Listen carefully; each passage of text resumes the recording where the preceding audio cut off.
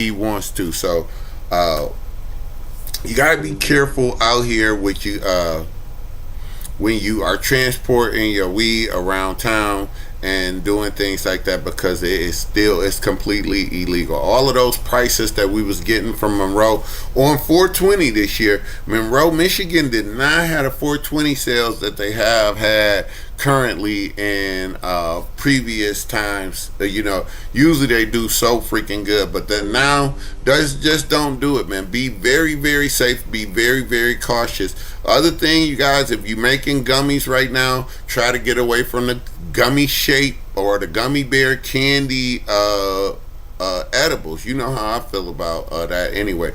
But it is in the law right now that you cannot make it seem like you advertising the children anyway with the marijuana, and I don't think they ever gonna change that in Ohio. How Michigan have billboards and things like that, that doesn't seem like it's gonna happen here in Ohio. So you got to be very, very cautious about this stuff, and you have to be very proactive with yourself.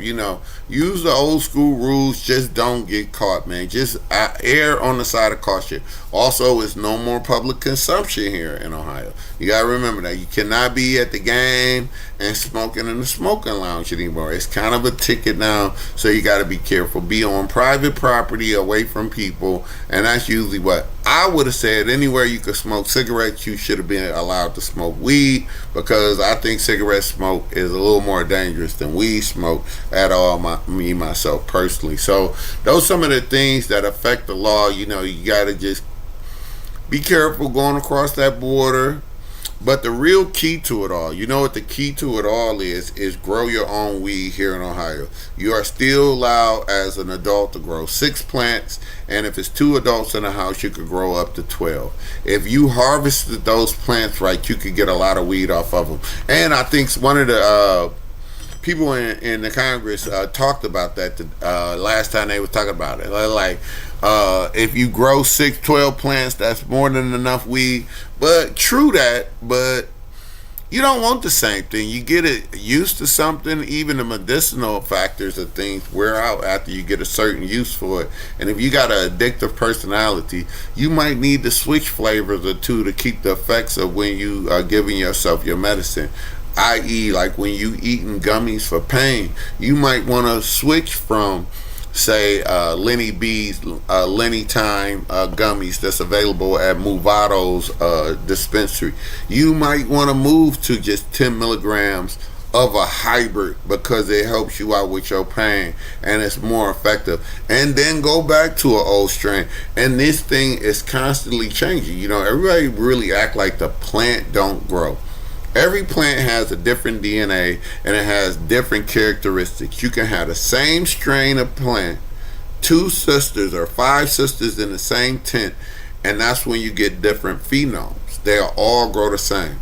The only way to reproduce that exact same seed is to take cuttings off of it. That's why they call them clones. It's an exact same DNA of that. But remember, that will wear out after about after about 6 cuttings. So if you cut a plant, grow it all the way, take cuttings off that. If you do that 6 times, it seems like the DNA go down.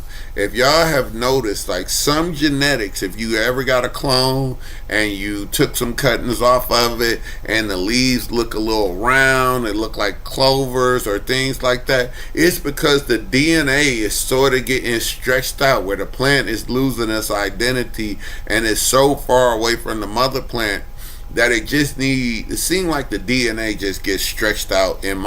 That's bro science to me, but I believe in that, and I think that stops the clones. That's why you should pop seeds if you're really serious about this. And it's looking like in the next 2 or 3 years, we're gonna have to be better growers here in Ohio. And it's legal. Do you know it is legal for me to gift you for me to give you weed in Ohio. I can do that if you are over 21. We just can't exchange money about it at all. But I can't say I'm giving you two for you give me mine back or something. But I can give you weed. So that is legal. That part is in the bill. So us growing our own weed here in Ohio is the liberation we want, to be free smokers that we want. We don't have to pay dispo prices. I implore you, I am going to make a point. I might not be ready this year. I am testing a few brands about outdoor. Like it's a brand called FFMC. Me and my man Nell had grew that. That's a very good plant. And we checked in on that. It's a great outdoor plant. And just check in with some good growers. Check out my boys, Made by Farmers up in Michigan. That's just a great product. And they grow outdoors.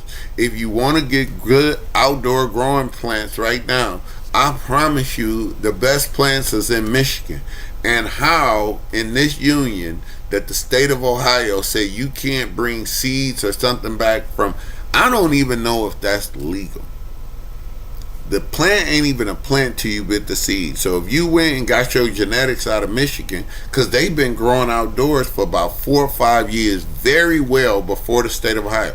Remember, the state of Ohio was not serious about this until they let us start growing outdoors.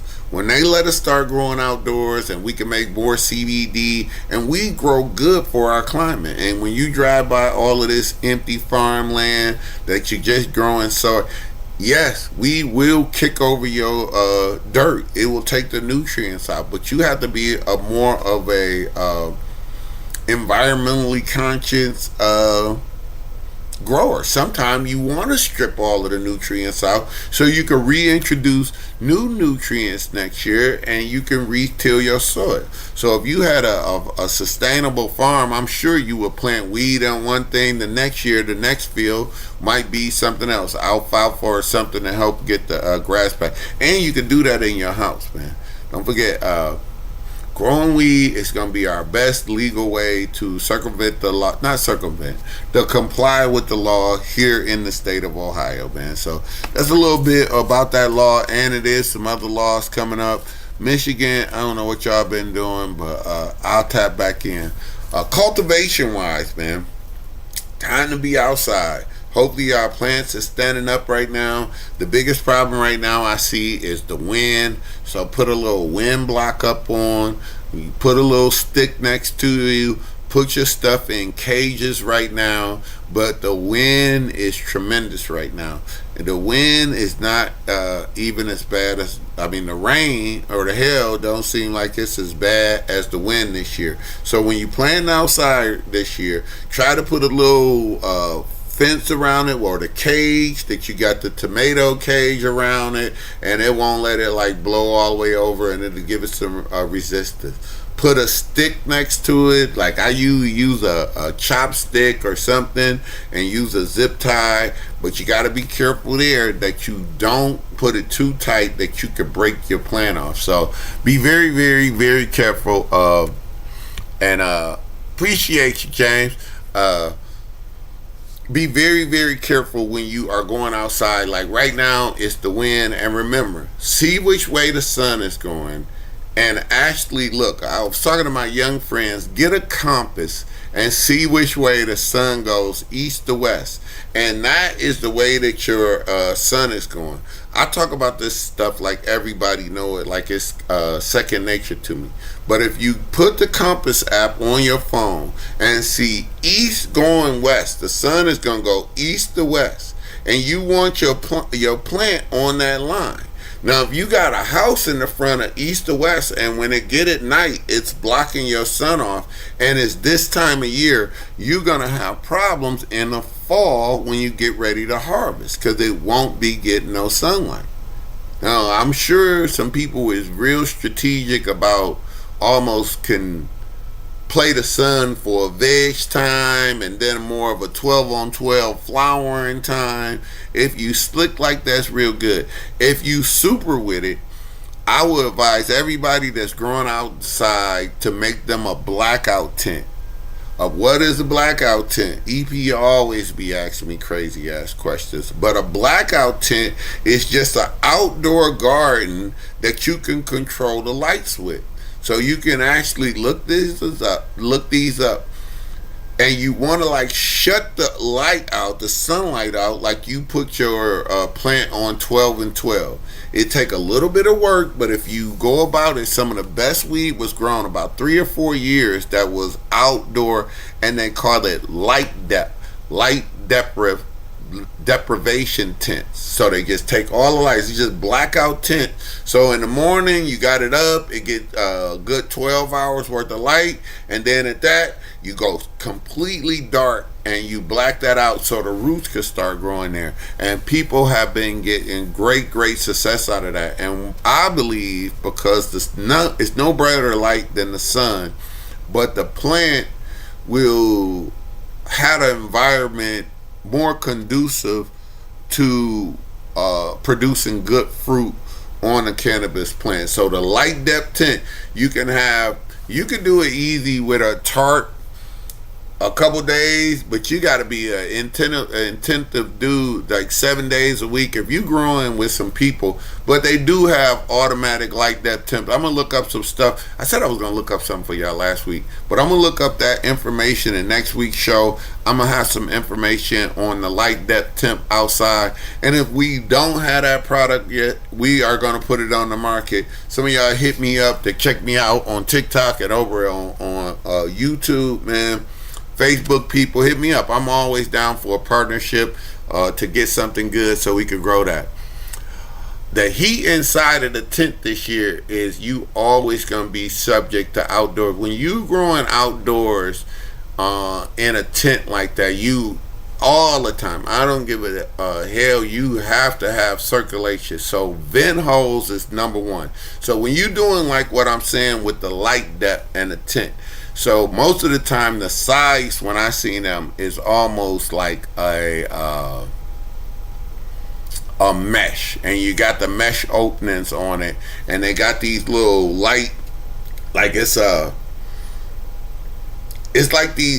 a slit like this, so the light can't come through, but a lot of air come in. And if you was really feeling like that, James, if you got too hot, I would actually put a fan out there. Like if you in the 90 and 100 and you feel like you killing your plants over, it's a baby. Throw a burlap over the top of it. You know, if you feel like you getting too hot, put the burlap top over it. Down in Amish country, they got like big nets that you could put over that'll minimize the sun some. But when you grow outdoors, that's the beauty of growing outdoors. You are subject to Mother Nature. In the light depth temp, you do have some other options. You can put a big box fan out there and keep it right.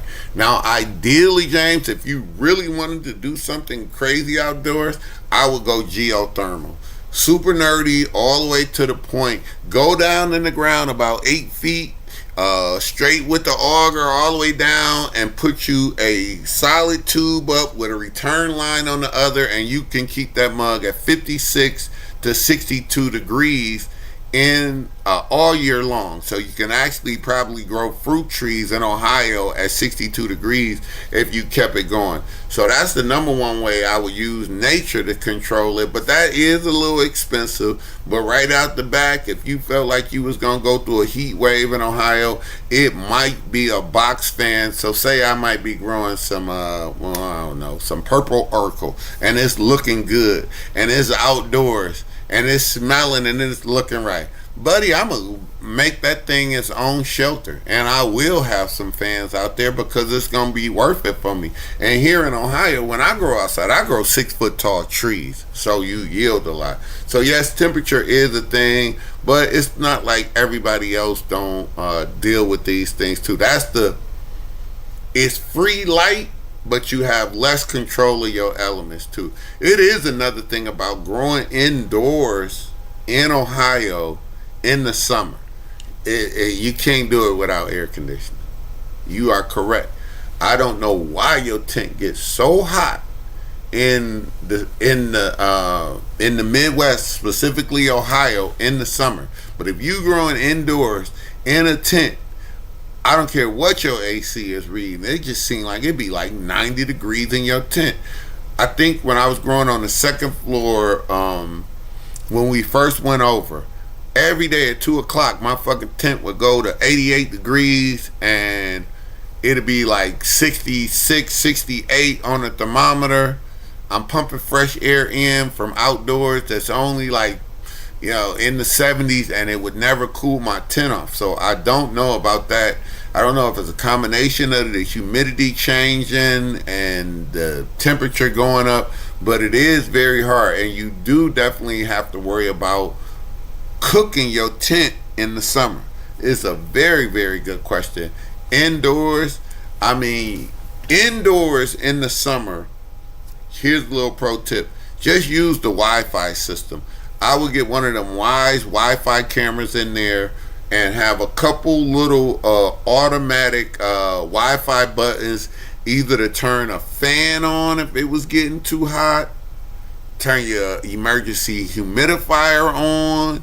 I just put a little camera in there that I could move around. I could make sure my light timing is going on. If I had to call somebody over there for emergency service or something, and I got it on I can always turn my camera right to the humidity and the temperature, so I could know what it's doing at all times. So that's the best way I would say that, is just monitor it till it becomes second nature. But outdoors, you just at the mercy of outdoors. But you see big farms all over the place here in Ohio. If it get too cold, they pull the plastic over the top. If it's not, if it's too much sun, you can see them drape the nettings over the top of it. So that's what you should do a little bit about that. 69 controller is always very, very good. Any of the new modern systems, I agree with those right now. All of the modern systems. Here's the other thing y'all need to know about temperature. The ambient temperature is not as important as the dirt temperature. Yes, 86 degrees in a room will maybe too hot for 2 days worth of a plant.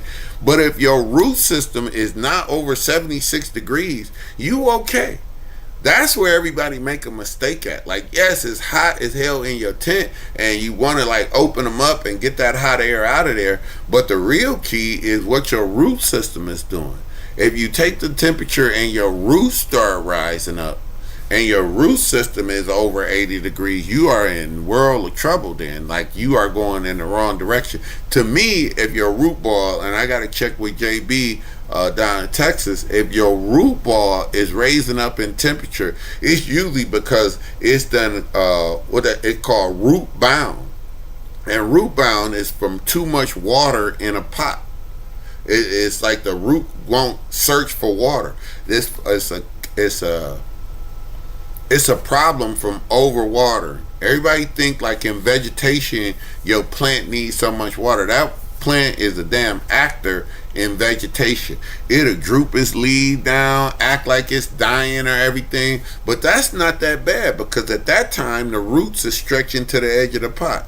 Anybody ever harvest their plants and you pull the thing out and you don't have a wall of white roots around the bucket? Your roots didn't stretch. You probably only got half or three-half the growth that you get. And in the middle of it, it'll be root bound. And what it is the roots is just all growing out, and they don't have to reach out none and go for water. That's why it's very important indoors to have a dry back. What's a dry back, JT? I'm glad you guys asked. Let all of the water run out your plant. I got a couple clones over here, and I let them dry back all the time. I'll make the roots stretch to the edge of that cup to the point where it ain't no green leaves on the top of it. But as soon as you give it a water system, root system, and give it some more nutrients, because the roots is ready to go. I'm going to replant these slushy plants. I kept one of them. I'm going to show you guys how easy that is. In 2 days, I'll be out of veg in 14 days like this. Because when I come out of my solo cup, all of my roots is all the way on the side of the cup already.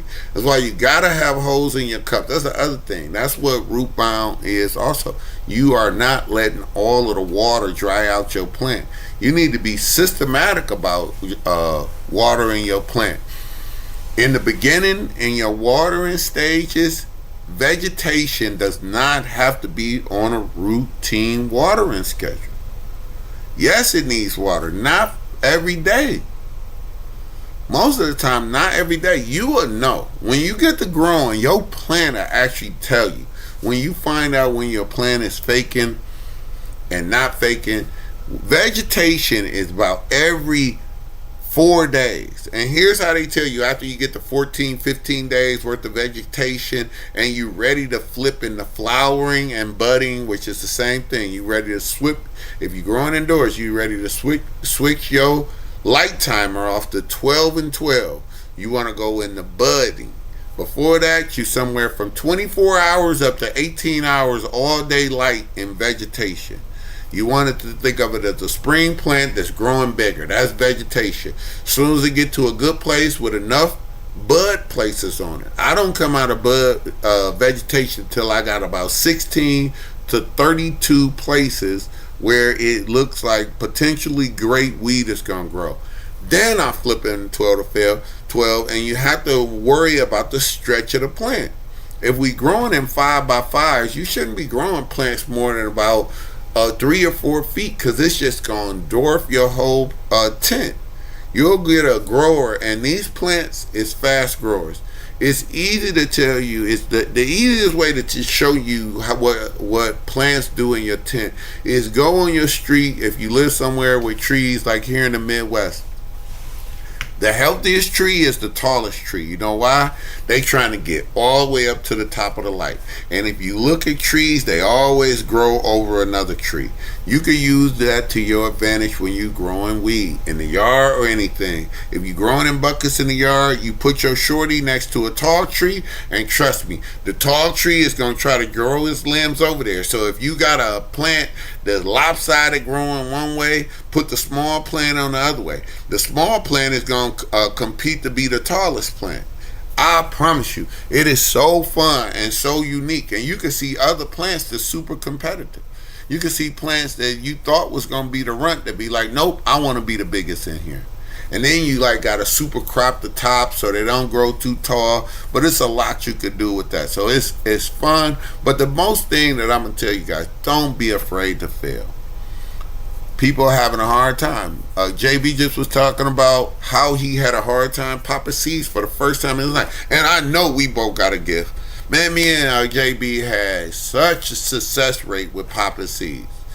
Did never had a problem. I thought I had it to an absolute science. And I went back at pineapple upside down cake and killed over 3. Here's the other thing that's going weird here up in Ohio. 2 or 3 growers of mine had some midgets. So it was like plants grew up the veg about like 8 to 9 inches and switched over automatic like they was auto flowers. But it's a key to that too. If you see that, you just top that mug, man. Just top it and make it stay in veg. It's easy. You just get your little scissors out and prune that mug. Come right in on the bulb and you get that mug off, man. I'll show you guys real quick. Oh.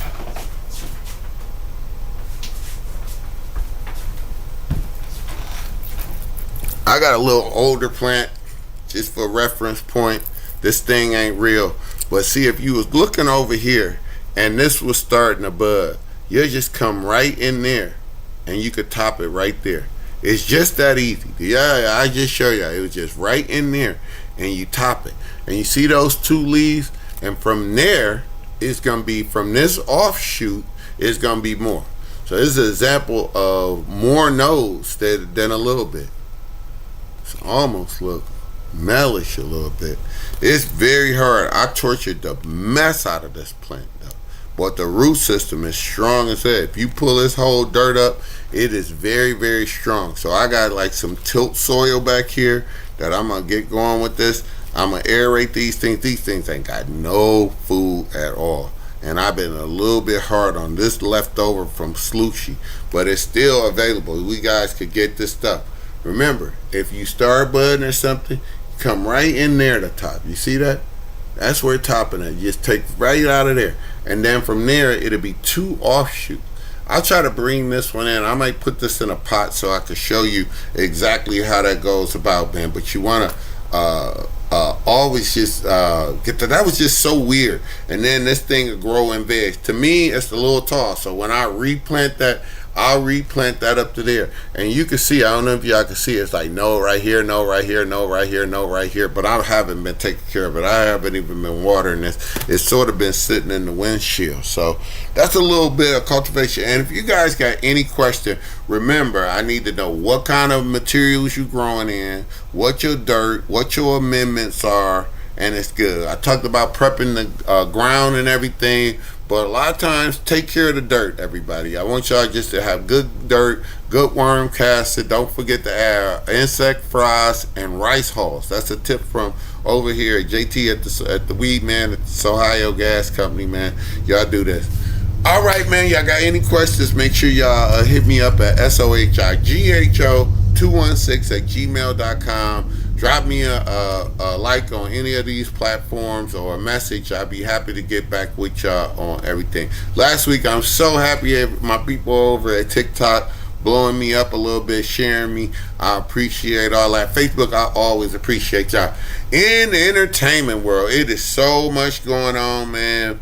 June 20th, man. Shout out to my man Jayla Wilson, who had a little Lakewood thing. We got the Game of Skate coming up at EJ Coast Car. That will not be a smoking event.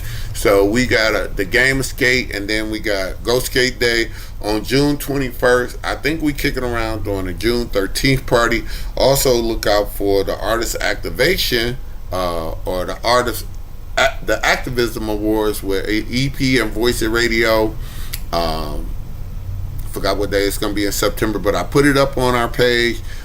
Link for donations, man. Help out Voice of Radio, man, who help out the community, man. And we going to honor some good people. Q from 112, Q Parker. We got Carlos Jones and a bunch of stuff. And we just got lots of things. We got Art Fest coming up. We got my man Malik X. Not Swab Guy, but we got Post Saga. Joe Abrams, Tribe of Eli. We got who else we got? We got so many people playing on that Contu Live. Ramon Rivas, Charlie Burners.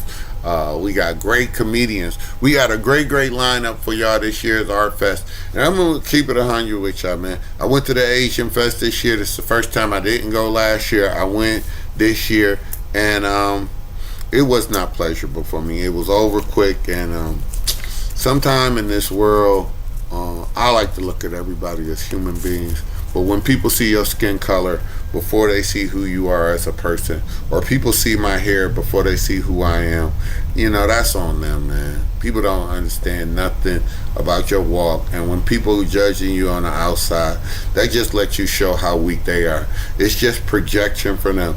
Don't take nobody's opinion of their opinion of you over what your opinion of yourself are. They better be a trusted, valuable, lifetime friend or family member for them that you have faith in to correct you on some stuff like that. But don't let nobody define you in this world. And shout out to the directors and everybody over at the Asian Fest. Shout out to St. Clair Superior and all of the local people who keep our community and always do. And don't get me wrong, I'm down for anything that's bringing our community together and not separating us and having a celebration, fellowship of people and getting together, man. So it's just been a very lot. I'm always about to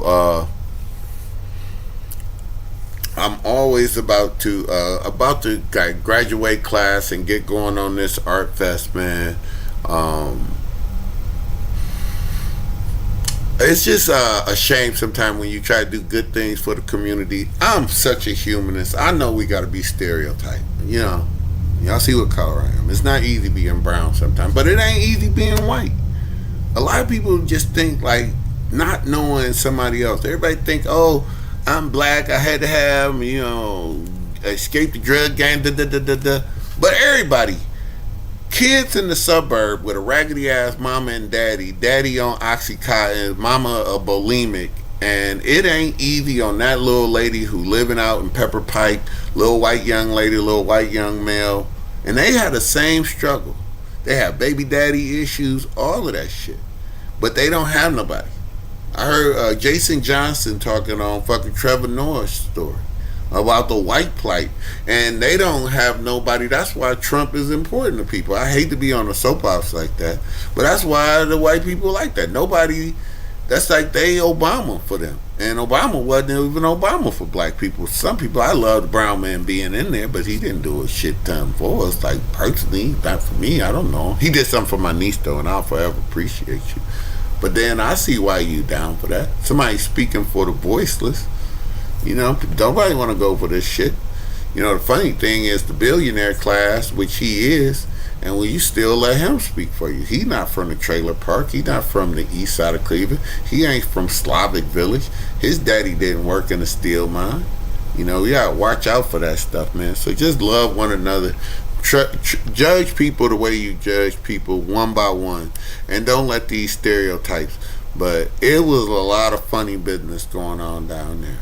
And I don't know, in this day and age when people be able to express themselves, I like the differences among us because we all alike. Ain't no human not took a dump or didn't get not riding around on this planet with us. So I don't see a whole lot of difference in it. That's why we smoke weed, man. Just be chill, take it easy, take a load off.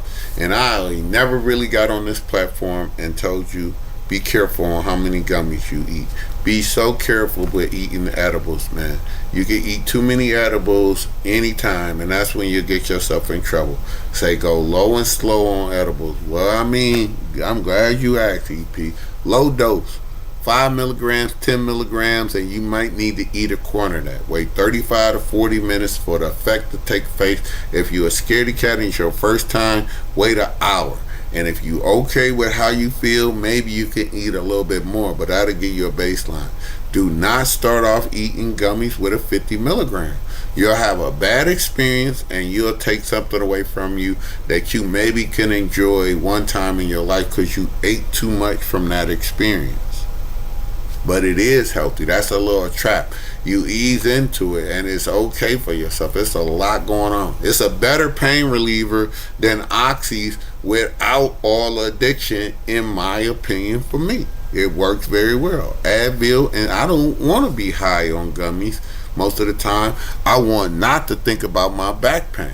I want to think like, I take Advil, it seems like it keep the swelling down. I take like 10 milligrams worth of sativa gummy for me, and it seems like I don't sit there and fixate on all my back hurts all day. So go slow, go low and slow. Low dosage, and take your time eating gummies all the time, man.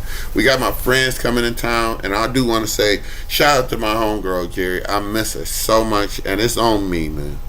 I owe her. I gotta get her right. It's just been a lot of challenges getting going, man. I appreciate everybody for tuning in. Shout out to my boy T-Rex, Johnny O, and the Nerve DJs over there down coming back from Miami, doing the Nerve DJ Festival. Big shout out to big bro Johnny O. Shout out to St. Clair Superior, man, the Japo, Stephanie House Jones, them Red Lion, Cleveland 4030, Cleveland Print, Brown Hoist Cider, Evergreen Core Operation, Multicraft. We got the tourist employment this year, Deep Roots, Food Strong, Kyoshi Meat, Till Soil, and thank you to the city of Cleveland for giving us our special permit. Thank you to all the people down at the special permit office for hooking us up for this year's Art Fest. We won't be having weed at the Art Fest, but stop in on our up at Shangri-La Dispensary right here in town, one of the better dispensaries right here on St. Clair. So if you're 21 and up and you want to use that stuff, go ahead. Shout out to the best Monica and her sister them over at Movado. Opened up the dispensary on 58th and Detroit. It's a very good dispensary. They shop very well. They have good products. They have Time Berry gummies in there. Shout out to my man Lenny B. Time Berry gummies is over at Movado's over on 58 across the street from Lucky Dogs. Right now, they got the best flower out of the dispo that I have smoking year to date. Hands down. I forgot what brand it was, but it was very, very good. It came recommended. The bud tenders knew what they was doing. Very clean, very new, very high level, very professional spot. No pressure. It's more of a relaxing atmosphere than feeling like I'm standing in line, like I'm getting government cheese or something. So shout out to Movao over on 58th in Detroit on the dispensary. Shout that out. Go see my man Sohigho, Sowhigho, over on Broadway. He taking clone orders right now. So if you want him to pop a seed for you, it's $100, but it's worth it. If he gonna guarantee you your seed gonna grow, then that's up to you. So shout out to him. He taking requests right now. If you want some of that, don't forget Grow Wizards over on Denison, and always indoor gardens all over Ohio. Some of my best. Most of your good head shops that's got seeds in them too. Do not buy no flour out no gas station right now. Flour out the gas station is nothing but hookah tobacco. So if you think you buying weed out the gas station in Ohio, it's hookah tobacco. It's not real weed at all. It's even trying to be real weed. That's on you. You will victimize your own self by taking that stuff too. So shout out to everybody, man. Y'all got any tips for next week, man? Shoot me over on Sohigho. Hit me over on YouTube, on the Messenger. Hit me at Facebook, man, at John Will XL. And over at TikTok, man, y'all plug me in, man. But I appreciate y'all for tuning in so much, man. I thank all y'all, because without y'all, I wouldn't be nothing, man. It's tough out here in this world. Shout out to my children, man. I miss and love y'all so much, man. Y'all be nice. Johnny's birthday coming up in a day, man. Shout out to my oldest, man. Love you to death. Shout out to 4030 Days One, Ken, Cody, Harold, HJS, man. That's my crew doing a good thing. Shout out to my classmates. We about to graduate, hopefully on May 29th. I appreciate all y'all for sticking in with me, man. Art Fest needs some love, y'all. Don't forget, Go Skate Day, man. Go Skate Day needs some love. Show up, show out. We're going to do a Skate Against Hate on the 21st, man. We're going to have a good time. So please shout out. Stay tuned for all of that, man. We're going to have a good time. Vendors, here you go for Art Fest. Get that code right there. If you want to vend at Art Fest this year, Vendors Want It. I don't know how I could get that better on that. So get that over there on that one. So appreciate everybody. Once again, thank you so much for EP, all of the Voice of Radio staff, man. We gonna tune in next week, man. And like my man EP always say, smoke weed so you don't punch nobody in the face, man. Peace.